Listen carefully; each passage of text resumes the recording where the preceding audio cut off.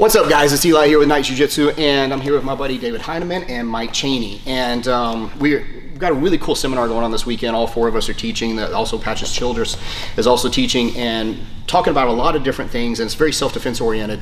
So we got to the conversation about modifications, variations, how things change for like self-defense or street fighting versus like sportive context, because there's a lot of overlap, there truly is, but there are definitely modifications that have to be made on certain things. And so we were talking about picking 3 different submissions and kind of looking at considerations for those in the context of more of a street fight.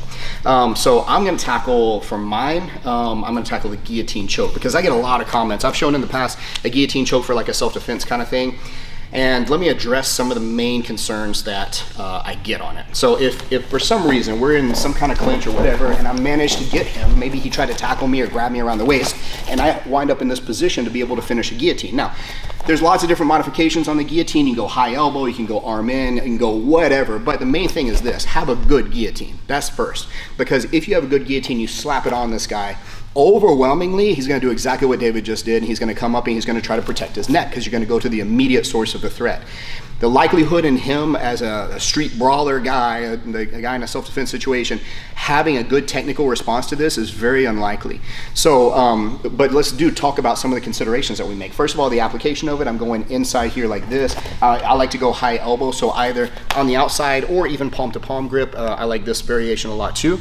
And whenever we get into that position, I'm going to walk my hips in. I'm not going to stand tall. I'm not going to arch, but I'm going to keep my hips hunched in, and then I'm going to drive in this way, and then hopefully we'll get the choke. Now, concerns, I'll call those, in the comment section generally are, well, your groin's open, right? He could just punch you in the balls right here, yeah.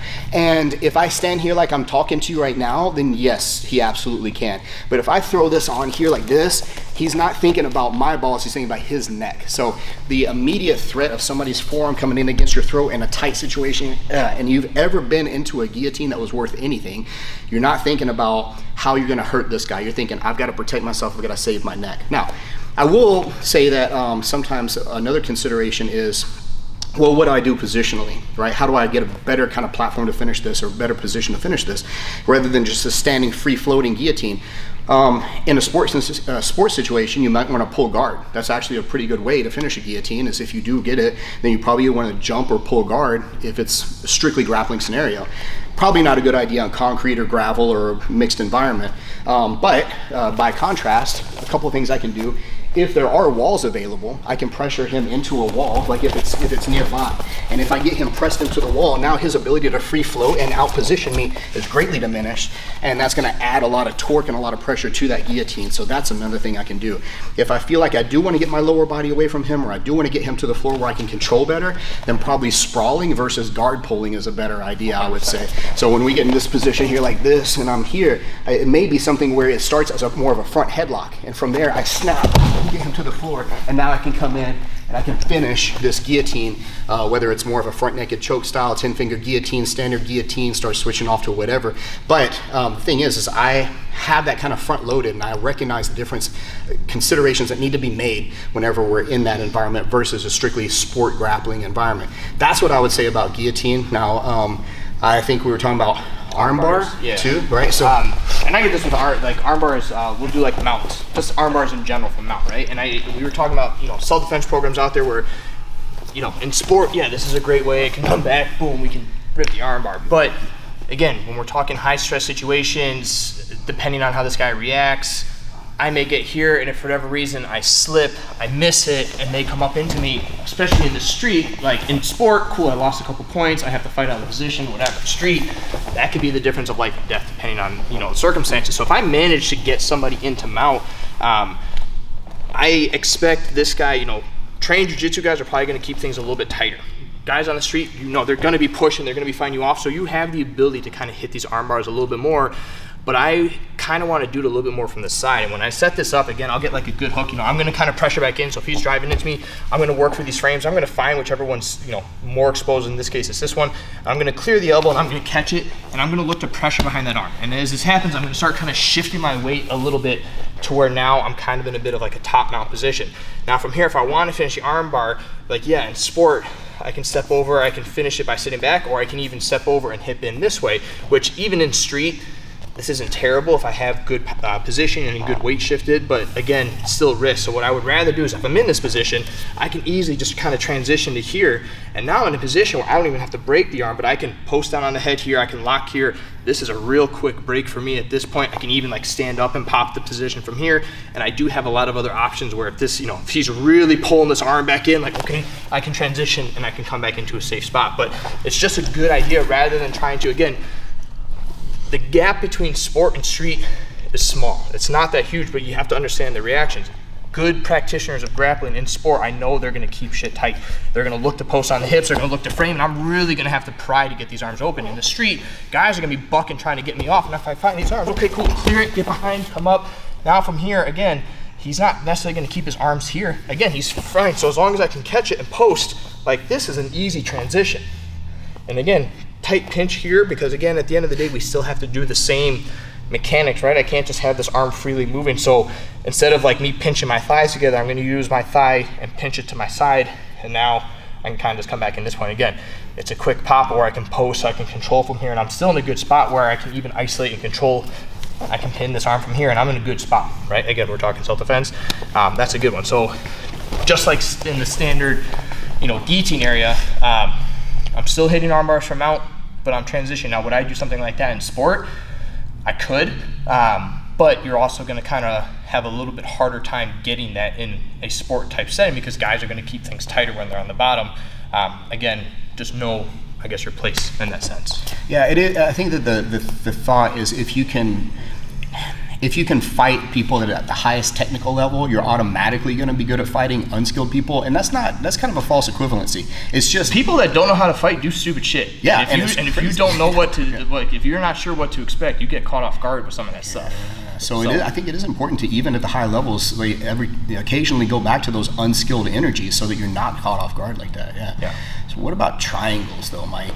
So a lot of times, like you'll see sport jiu-jitsu, you know, classic hip, you know, get to the triangle. Okay, very classic, right? When it comes to finishing the choke and stuff like that, nothing changes that much sport. Right here, I'm gonna do a lot of the same things. When it comes to like self-defense, if I were to be on bottom, I wouldn't wanna be on bottom really, but if I were, I'm here. Things I gotta kind of prevent, right, would be striking, slamming other people.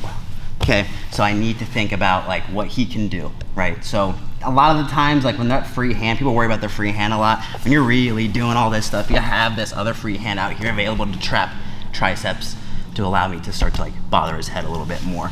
Okay, so I have still like my guard and stuff available to help me, okay? When it comes to slamming, right? So like here, I may have a, you know, dead to rights, lock triangle, David's huge, right?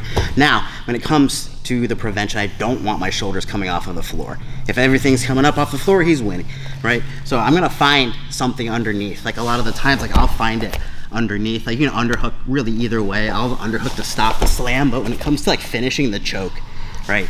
A lot of the time I'll underhook to the side opposite of like the lock. So I have my figure four over here, right? So I'll grab and pull underneath here. So I'm looking in his ear hole now, right? That prevents the slam and it helps my choke, okay? So things to think about here as well, right? Even in like situations like this, if I could prevent the slam, prevent getting hit, is like finishing afterward as well, right? So I've prevented all of those things, everything's okay, right? You see a lot of people that have the tendency to like collapse on the head and like get all this stuff, right? You're really just creating more connection to him, making it easier for him to deadlift. Exactly. Yeah. So if I'm tense, especially if it's a self-defense situation, I'm not gonna be hyper relaxed and just flowing through the motions. I'm gonna be pretty glued on. So I'm gonna be one thing for him to pick up. Right, so I kind of want to space things out a little bit. A lot of times, like I'll start to like have my figure four and I'll like push on the knee here and push my hips away. Even if I feel like he's starting to posture up, I'll start to do that, or kind of like snow angel, and like kind of wiggle backwards to extend his base that way. That amplifies things tremendously. So how effective do you feel like that left hook coming over, that left overhand is going to be there, dude? Like, if he's not doing anything, I could probably land a good hit. But the moment this is tight, just like the guillotine, like, yeah, like I may be able to. It's gonna kind of be like one of those like panic, like I'm just waving hand. And again, if he's got his hands in there, yeah. Well, and that's the thing too. Like we kind of glossed over it a little bit, but you do have to take into consideration Mike has 2 free arms, and that's when the talk of, well, he could hit you with this, or he could do this, or he could do that. Yeah, but the guy in the dominant position can do way worse. Like if Mike wants to just start digging a hole in your skull with his elbow at that point, that's an option. So he's still got a lot of that ability, and he is on the bottom. It's not ideal, but it's not like he chose to be there necessarily. Like I'm going to reiterate it. I think we've all kind of said it. We don't want to be on bottom. We don't want to be on the ground, period. Maybe. I mean, if it's necessary to control the person because of whatever context, then fine. But, of course we want to be situationally aware, which you can't make a video over situational awareness, first of all. But, the other thing, too, is like we want to try to end it standing if we can. If we feel like we have to get control of this person better and we need to put them on the ground, then that's fine. But a lot of times fights just go to the ground because they go to the ground. It's a big, tangled, fouled up mess, and you wind up there. So you need to be able to operate through a variety of positions. And yeah, you don't choose to put yourself in a bad position, but they happen, and you can't ignore the importance of training for them. Looking at these modifications, I think, are really important because like I said, it's just a little different. It's not always like this is more dangerous, this is less dangerous, whatever. A technical person will do this, a non-technical person may do this or some other weird stuff. But looking at that, how little of modification has to take place for you to keep your sport and your street like consistent, that's a crucial consideration, because now you're going to be able to train a little more consistently for a variety of purposes without creating a lot of bad training habits that are going to get you in a really bad trouble when it's a more high stakes situation. So guys, I appreciate it. Again, like, follow these guys, man. Boom Boom Cheney on all of the socials, right? Instagram and other things, right? You anywhere else that you're Boom Boom Cheney? That's pretty much it. Instagram, Facebook. Yeah. He's still growing his social media. Yes, yeah.